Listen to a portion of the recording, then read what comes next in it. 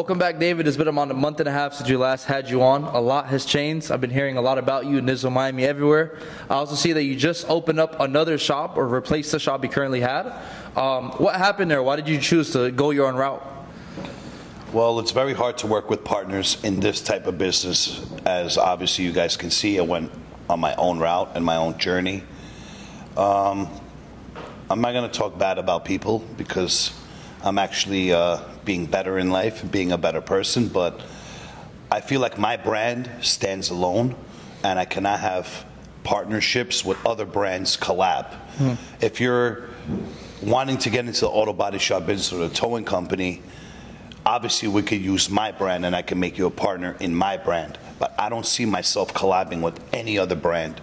I feel like my brand stands alone like a lion. Now, your shop's in New York. Do you have partners in them or do you own them all? I own them all. I have no partners in any business right now. Now, why do you think it's better to own your own business and try to work with someone else? Why do you think that's a better thing to do? You can't trust people, man, because people will try to scumbag you for a fucking lousy chump change, and then that just changes your perception and view on the person. And how can you trust someone if they rob you for a couple grand with hundreds of thousands of dollars? I mean, it will never make sense. Yeah. Now, when looking to find a business partner, what are some of the things someone should look for if they do want to have a business partner for their business? Make sure they're very stable. I'd say not anywhere in the party or drugs or nightlife, because that tends to get involved with a lot of friendships and partnerships, and it can ruin a lot because that shows me that person's not serious, in my type of opinion. You should also look out for red flags like trying to scumbag you for money and robbing other people, or especially how your partner, let's say business partner, treats their partner. Yeah. If they treat them wrong or start cheating and doing things, they could cheat on their spouse. What makes you think they won't cheat on you as a partner? Wow. So you believe if someone cheats on their spouse, they're willing to do you wrong in business? $1,000,000,000%. Wow. Now, as someone who works in a business that's cash heavy and also, deals with a lot of transactions, do you always pay people on time, and how important is it to have the good reputation? I make sure I pay. You can ask any of my employees, whoever's there watching, whoever worked for me. I make sure you guys are paid before I'm paid. Just because no matter what in business, you always make money at the end. That's how it works. And any business owner trying to open any type of business, just remember that you will be always the last one to get paid. You'll never be the first one. And that's the kind of steps you have to take to be a business owner and an entrepreneur. You got to get paid last. Yeah. And if you're not okay with that, do not get into business. Yeah. Now, another thing I always go by is 40 Laws of Power. It says your reputation is everything. Guard over your life. Do you believe by that? 100%. Wow. My reputation is everything. Now, with this new shop you opened, how have things been going so far, and how long has it been open for? How did you find the spot? I'm not even open 3 weeks, and I'm already slam-packed with a lot of business, and I'm very grateful for God, of course, that has helped me with every single journey and path I've ever turned. And man, if you want the business, it's there. You just got to go and grab it. You got to do the footwork. Don't expect to sit the fuck down and business coming right through that door, because it's not going to happen. Yeah. You got to fucking market yourself. You got to brand yourself. You got to go out and give flyers, business cards, Google ads. There's so many different ways. I can't name all of them right now, but yeah, you got to just go get it because it's there. Wow. Now, do you feel like you're taking over Miami slowly? 100% I am. And soon, maybe guys, when we do podcast number 3, I'll show you guys another shop that I'm about to purchase here in Miami. Now, your ability to make decisions very quickly, do you think that's the reason you're so successful today? Well, a lot of people have been asking me this kind of question. I have ADHD. People with ADHD are very good in business because you make impulsive decisions. Sometimes those impulsive decisions that you just think and jump on for will always turn out in a good way. That's the only beauty about ADHD in business, because you can be very successful. But as in relationships with friends and family and people, it could quite be scary, Wow. Now, what about all the failures you've had? How have you been able to overcome those quickly and keep moving? I don't give a fuck about failures. I don't even look at it. I lose money today and make it tomorrow. I lose friendships today. I get new friends. You just got to live life like you don't care. No one's promised tomorrow, so you don't know what's going to happen tomorrow. You just know what's going to happen that second that you're living in. Wow. Now, I see that you've been in the gym a lot more and you've been focusing on your fitness journey. What led you to start taking your body and your health more seriously? What happened? To be honest, Miami. I've been looking at, like, walking down the street, everyone's fit in gym clothes. I was tired of that fucking beer belly. I'm like, yo, you know what? I'm going to start eating healthy, cutting down on the sugar, cutting down on drinking, and just focus on my fitness. I mean, here in Miami, everything is about fitness. Yeah. Now, what was your highest that you weighed, and what do you weigh right now? I was 286 about 4 months ago, and I'm 225 right now. Wow. And what vices did you eliminate so far? Sugar. Sugar? And alcohol. And is there anything else left you want to eliminate? Stress, but I don't think that'll ever happen. Yeah. And do you think you'll ever stop smoking one day? Yeah, I do smoke now, but eventually I'm going to stop because my daughter eventually is going to be asking me, Dad, what is that? Dad, that smells. Dad, get away from me. And that's going to cause me a lot of pain, so I'm going to have to stop. I'm going to remember this. We're going to watch this in a few years from now. That's okay. Especially in your daughter too. That is actually a very motivating factor for you to either get in better shape, stop drinking, stop smoking, because you know there's a little human that's depending on you. Well, you can't stop everything at that same second. Absolutely, it's baby steps. So I'm slowly transitioning into being a better person, taking my health better. Obviously, smoking is very bad. Don't smoke. I suggest you even stop vaping. That shit's very bad for you. And as of right now, I'm addicted to nicotine. So it's not even about I hate smoking. It's just the nicotine that my body craves. If I don't have it, I cringe. Yeah. So that's what mostly it is, but I'm going to find another solution. Wow. Now, what made you want to move to Miami? How come you left New York, or you're here more often now? If this business is doing so well in New York, why did you come here? I never left New York. Don't let people feel too comfortable. I'm always in New York. I go back every 2-3 days. That's my home. New York is New York. Miami is Miami. But I feel like if you are successful in life, and you have financial freedom, that your money would make you feel and live better here in Florida. Florida is a state of freedom. I feel for me, it's more peaceful, more safer, and you just feel like home. And New York is a fucking rat race. Yeah. You get out of work, you're flying home. It's just very dark, and I feel like it's a dangerous place now. It's not safe more than here, obviously. And I love the stand your ground law here in Florida. You're allowed to carry. In New York, you got to go through hoops and hula hoops to get a fucking license and carry. And a lot of people carry illegally, but here in Florida, you don't have to do all that. Yeah. And the taxes are cheaper here. I'm a big tax guy. I pay a lot of taxes, so I need to save money to pay all these crazy ass shop bills.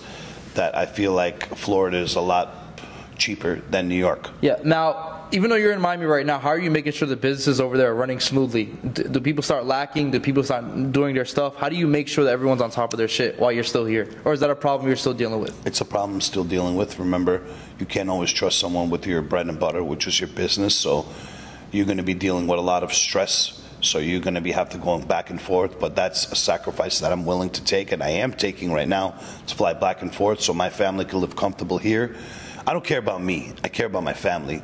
If my family is comfortable, I'll sort of be comfortable and make my way through it. Yeah. In life as a man, I feel like you got to make sure your family's good. And a lot of people don't. They split bills with their partners and shit. I don't believe in that. You a man, you got to pay the fucking bills. How fair is it for a woman to pay 10 G's a month for your fucking car payment, or pay half the rent on a $20,000 rent? Like, where the fuck she gonna get $20,000, $30,000 a month to pay these bills to split it with you? Yeah. You know what I'm saying? I feel like, to me, you're a fucking coward if you do that. Wow. Now, why do you think men don't want to pay for everything? Do you feel like they just don't have the money, or they just don't want to? First, they don't have the money, because if they did, they would not be asking a woman to pay half their bills. Second, there's a lot of cappers. A lot of cappers. What I mean by that is a lot of blowing smoke, which they lie about a lot of things. And I met a lot of people here in Florida that do the exact capping here. So it's horrible here, worse than New York. Now, as a man, do you think it's important to live below your means until you actually make it and actually save your money and be smart? As you guys listened to my first podcast, I told you guys, sacrifice. 1 year, don't go out, save all your money. If you have 100 G's, 200 G's, that's enough to make a move. $20, $30, $40,000 is not really a move, because let's say you have $200,000. 30 grand the first time, didn't do it. 30 grand the second time, didn't do it. 30 grand the third time, did it. So you're gonna have to invest money, invest time, invest effort, invest your knowledge. You gotta take these sacrifices, because if you have 20, 30 grand laying around, I don't feel like that's enough to change your life. You need at least $100,000, $200,000 into any business that you are to actually make a move. Do you feel like living here in Miami and social media, it causes people to live a life they don't actually have, and 100%. I feel like a lot of people out here, they fake it a lot. But it's not wrong to fake it till you make it, because I did that. But I did it a different way. I utilized my assets and the people that I knew to actually become financial free. A lot of people fake it to make it just to get pussy. You know what I'm saying? They want to impress other men in a strip club throwing money, or other girls. For what? You're living a fake fucking life. Yeah. Now, what's some of the biggest sacrifices you made, while you were coming up, that you can speak about that has become successful, has made you successful to the person you are today? I still sacrifice a lot. Time. That's the most important thing in life, is time, because you're not promised it. And I barely have any time for my family, because I'm always working, networking, trying to come up with a solution here and there, and time. I feel like I sacrifice a lot of time. Now, is your family and your partner okay with, you sacrificing all this time, even though they're well taken care of? Because in a perfect world, you can't have everything. If you give them all the time, maybe they don't have the life that they actually want. So how do you deal with that? A lot of couples could agree to disagree. I feel like money's not enough, because what's good with, let's just say, for instance, you're a man with money, you're taking care of your family. At the end of the day, the woman needs emotional support. So if you're not giving it to her, some little fucking clown from the gym is going to be, hey, you're fucking beautiful. Hey, here's flowers. And that person could get your person's attention, and that could be an issue. Yeah. No. There's temptation everywhere. So it could not be their partner's fault. It could just happen. And I've had friends in situations like that. Not me, but friends in situations that actually been through these problems, and it worked out in their favor. Wow. Now, that's probably another reason why the divorce rate here is 51%, because a lot of couples, they face these type of issues.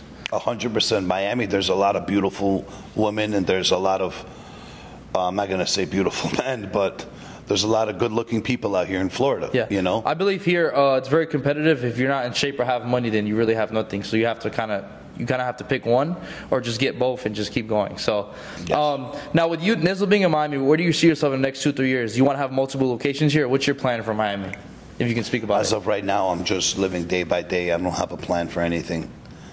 My plan is just to be more successful tomorrow than I am today. Yeah. Now, how can someone work with you or make money with you here in Miami? How can someone bring you leads, bring you cars? How can they do that? So let's say you guys own a towing company, or you just have friends and family that you know, or you see an accident. Just bring me the car, and I pay you top commission. I'll beat any single auto body shop's price that's giving you cash for these referrals. I'll pay more than that. Now, if someone gets in an accident, why should they call you immediately instead of all the other options? Because I'm the best. I stand by my word, I do what I say, and I make sure the car comes back to pre-loss conditions. Yeah. Now, in the body shop industry, what's the ugliest side of this, or what's the worst thing you've seen someone do? The ugliest side is having the worst team by your side that don't listen to anything you tell them and do things their own way and become lazy motherfuckers. That's the worst of it. Wow. Because you're going to be doing triple the work when you're paying people to help you and they're not helping you. Are you someone that hires slow and fire fast? 100%. Wow. And why does it so important to have a good team around you? What are some of the things that you've been affected by having bad people around you? Your team builds you. If your team fucks up, means you're fucking up. So you got to make sure your team is A1, because they stand by you and they're on your brand. Yeah. So if they fuck up on your brand, whose problem is it? Yeah. Now, what's the biggest scam you've seen in the body shop industry, or like things people have done? We could go on forever. I'll just give you a couple. Companies lying that they have tow trucks when they don't. They're using third-party contracts. Companies promising to pay the customers deductibles, which they don't. At the end, they hit them with a bill. Customers bondoing and plastic welding fucking bumpers and cars and doors, which do the horriblest job and say that they're going to change your parts with OEM parts and never do. Just a bunch of liars, scammers, just looking to get a check and forget the customer. Yeah. I'm a person where I don't care about the check. I just care about the actual customer because I love what I do. I'm not doing it for the money. I'm doing it because this is my passion. This was what I was born and raised to into the car community. My father having a mechanic shop, me being a tow truck driver, me opening multiple locations. I've learned a lot. I've lost a lot, and I've built a lot of experience in this. So my goal is to make the customer happy because I know if the customer's happy, they'll send me their cousin, their sister, their brother, their mother, their friend, because I know I did the right thing by them. Now, as someone who's been successful like you for all these years, what's some of the things you've learned about yourself? That I have no fucking patience. That I'm very impulsive. That I make sometimes smart and stupid decisions, but I stand by my word. That I do. Yeah. Now, someone who makes impulsive decisions, has that gotten you in trouble now or in the past, and how do you deal with that? I still get into trouble now because of it. Wow. And I'm sorry I'm laughing. It's not funny, but I'm just reminiscing all the problems that I had in my life and problems I still do because I'm very impulsive. But I suggest just think before you do. And it's hard coming from me because I barely think before I do, but I'm going to work on that. Yeah. Now, obviously with your past that you had growing up in New York, do you feel like that affects you, maybe being very impulsive, making decisions very quickly, doing stupid things? No, because I don't give a fuck. You're funny, bro. Give me 1 second. Where are we at? As someone who's a father, how are you going to make sure for the future that your partner and your daughter are well taken care of forever? They're already well taken care of forever, and they'll never stop being because everything I own is for them. So every single day you try to make sure whatever you do obviously will affect other people, your daughter. Whatever I do now or tomorrow is all for my family. It's not even for me. I already won in life. I have a beautiful family, have multiple businesses, have nice cars. I'm healthy, thank God. That's the #1 thing. I already made it. So if they took all the money away from you, but still have your family, you'll be happy. Money is just paper, guys. You can make it today, lose it tomorrow. Like big crypto investors, stock market. You could be up 100 million today, lose it all tomorrow, make it back. Money's just paper, because when you go, what are you going with? Not this watch, these chains. You're going butt-ass naked. And what are you going to have then? Yeah. Now, how old are you now? I'm 31. Now, as a 31-year-old, if you could go back to 10 years ago when you were 18, 19 to 20 years old, what's the best piece of life advice you want to give your younger self, knowing everything you learned over the course of the last 10 years? Wish I could have got help from my trauma as growing up as a kid in a professional way instead of living with it for the past 10 years. Wow. Do you feel like a lot of people struggle with that? They can't find help because of their current situation? I feel like a lot of situations in people my age or in the 30s or 40s and that have serious problems is because of past trauma as a child. Everything we go through in life, especially as adults, or your problems are from past traumas. And I'm a person, I don't believe in therapists, I don't believe in any of that, but recently I have, and I have been studying about it and speaking to a therapist, and a lot of my problems are from childhood traumas. And I just wish 10 years ago I could have changed it a different way or got some help back then so it wouldn't reflect on my future as of now that it is. Now, as someone who's still struggling with that today, what do you want to tell people that are younger? That's not your fault. So if you're feeling like it is your fault, it's not your fault. And if you need any help, you can message me and I could tell you how I go about my day. If I could help you, I would definitely love to do that because I feel like a lot of people don't have the motivation or the drive and they don't have that push. But if you need that push, I'm going to push you. No.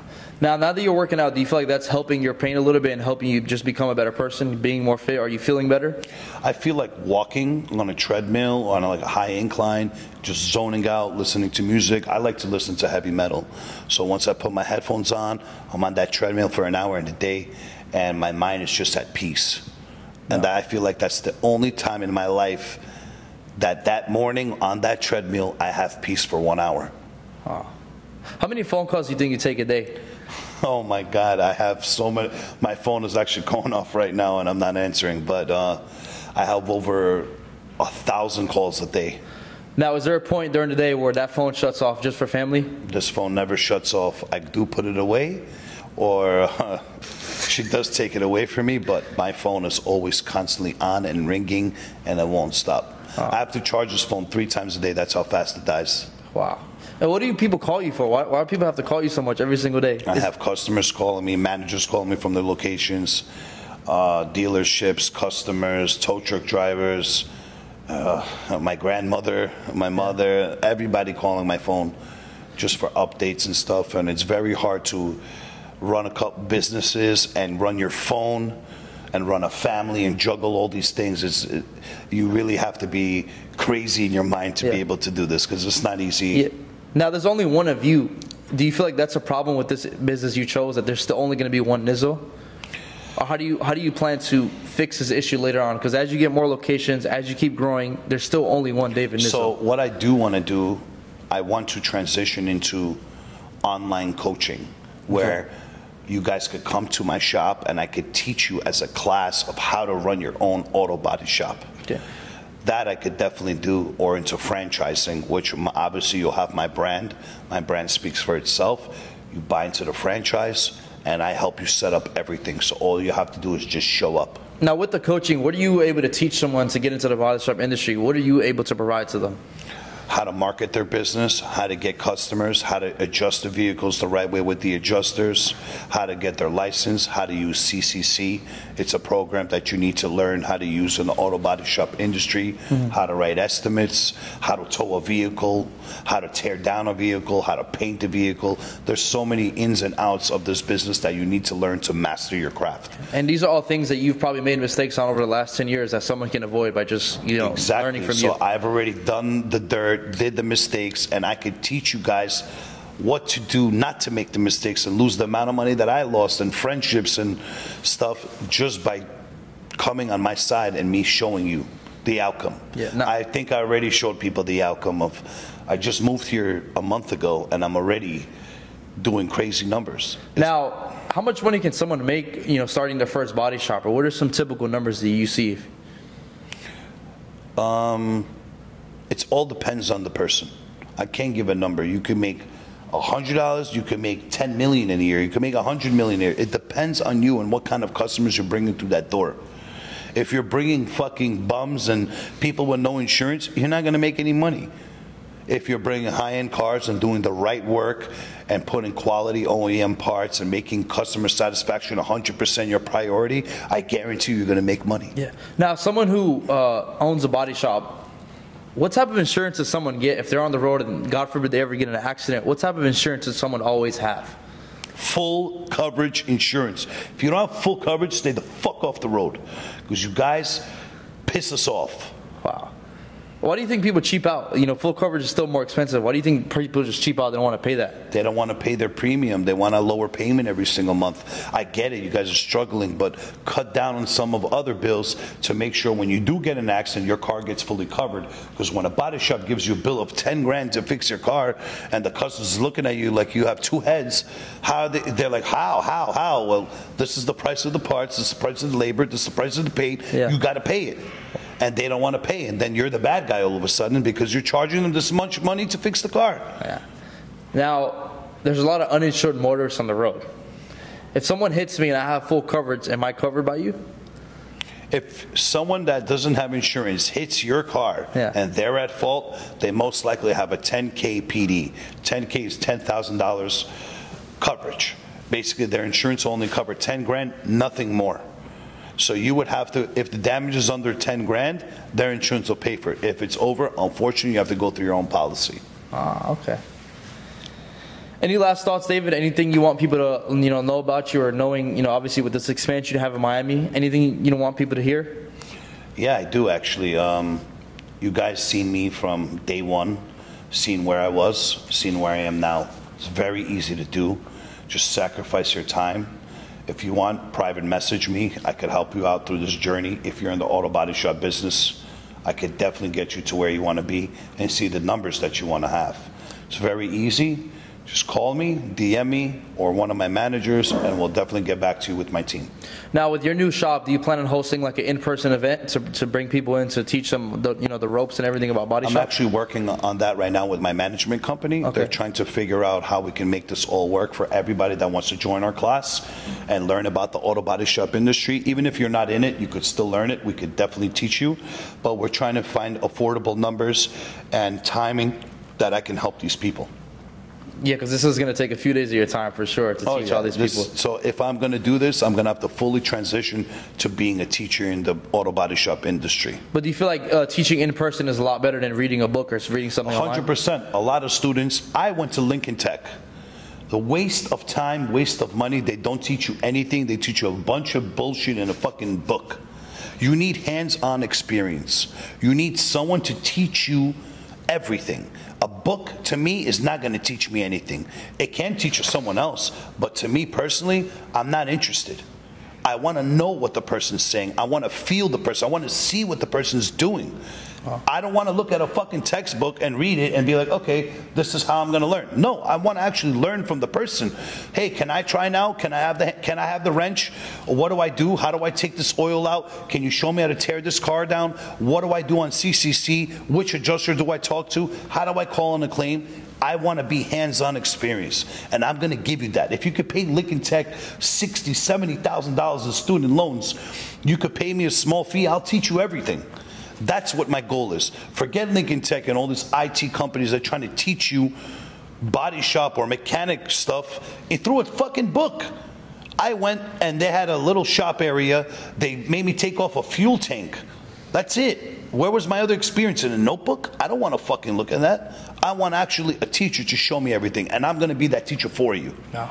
And it for sure helps you have an actual business with a real body shop. You will come to my body shop or one of my locations with me, not an AI edit, me, and I will show you what to do in these situations. I will teach you myself with my fucking hands how to get successful into this business. So, remind me again, how many years ago did you start your body shop journey? June 6, 2020 is when I first got the keys to my first shop on 22nd Street in Astoria, New York. Oh, right when COVID started. Now, what was your lowest point in that journey, starting, your journey in the body shop industry? What was your lowest point? When I got the keys to the location, I only had $32,000 saved, because I spent everything in. That's why I said you need to save at least $100,000 to $200,000, because to get the keys it was 46 grand, and I only had $32,000 or $34,000 left, and then I had to buy a little jack stands, a wrench, a sockets, screwdriver set, and I remember I had two tow trucks working for me, and I only had 30-something grand, and that's gone in 1 week. And I was stressing, and I said, yo, you know what? If I'm going to fail, I'm going to fail with a smile, because I'm not going to give up. If I got to go get more money, I'm going to do anything in my power. I won't sleep. I'll be in a tow truck myself to get that money for next week's payroll, and next week's tools, or next week contract updates and construction. I didn't have a plan. I just went with the flow, and it was the best move I've ever made. Wow. And how did you end up making more money? What are some of the things you did? Just get up early. Okay. I feel like at any business, you got to be up 5 o'clock in the morning. If you're not up 5 o'clock in the morning in the gym and respecting yourself and your body and your mind, you're never going to make it. I'm sorry. That's the way I see things. So as a man, you think it was a problem to wake up at 9 a.m., 10 a.m.? By the time you woke up, I already made money. Put it that way. So when you open up your eyes and stretching, I already made money. My day's already been started. Was in the gym. I already crushed my numbers. I already got my drivers ready. I already got my team ready. I already did the inspections. So by when you're waking up, I'm already done with work. Wow. Now, you truly feel like waking up at 5 a.m. can help someone become more successful? 100%, because you're respecting yourself. You're going to sleep early. You're eating more healthier. You're waking up early. You're going to the gym. You're respecting your body. You're respecting your mind, your soul. So it's going to make you do better and crush out the whole day. Wow. Now, I did see recently, I was in the gym one day, and I think it was about 6 in the morning. You were in New York. And I saw you took a video. You were in the truck driving in New York at 6 in the morning. I was like, oh, so he actually does still wake up and go still do the dirty work. 100%. Why do you still do that? Because you never get comfortable. Why you get comfortable? Because you made some money and you think you're free? Bullshit. You got to struggle every day and hustle. Wow. I will be in that truck any day, and I don't care. I will go in today. I will go in tomorrow. I'll go in 5 years. I don't care if I have $10 billion. I told you I don't do this for money. I do it because I love it. Yeah. It's my passion. So any business you're in, you got to love what you do. You like to cut hair, you got to make sure you love to cut hair. You're not doing it for the money. It's your craft. Yeah. You love to do it. If you don't love what you do, then what the fuck are you doing it for? Yeah. Just for money?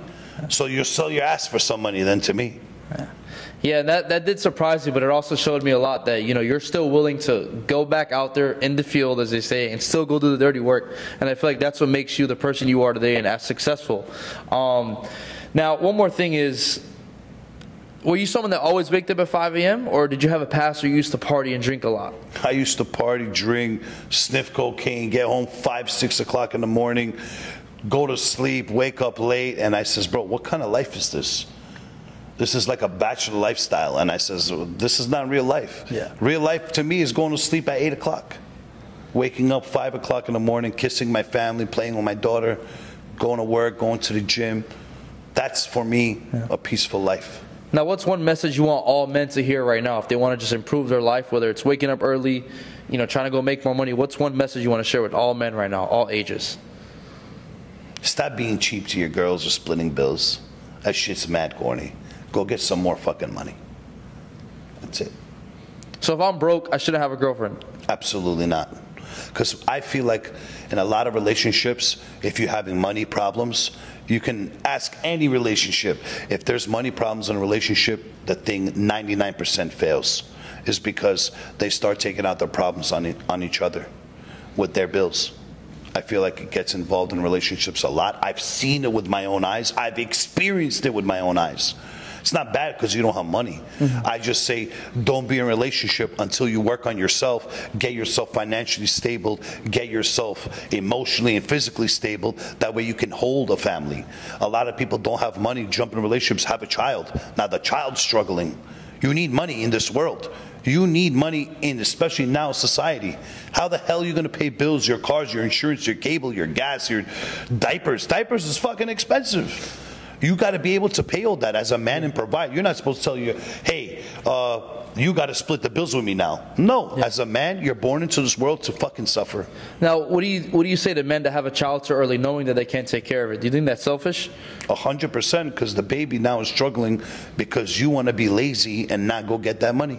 Huh. What about men that are not in their kids' lives? What do you have to say to them? You're a fucking scumbag. I'm sorry. Kids is the most beautiful thing in the world.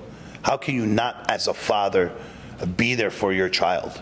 I don't care what the situation is. You better jump through hula hoops, fly through planes to get to your child, because your child needs you in life. Like, for instance, my daughter looks for me all day long. Papa, Papa, Papa. Imagine me not being there, how upsetting that is for the child.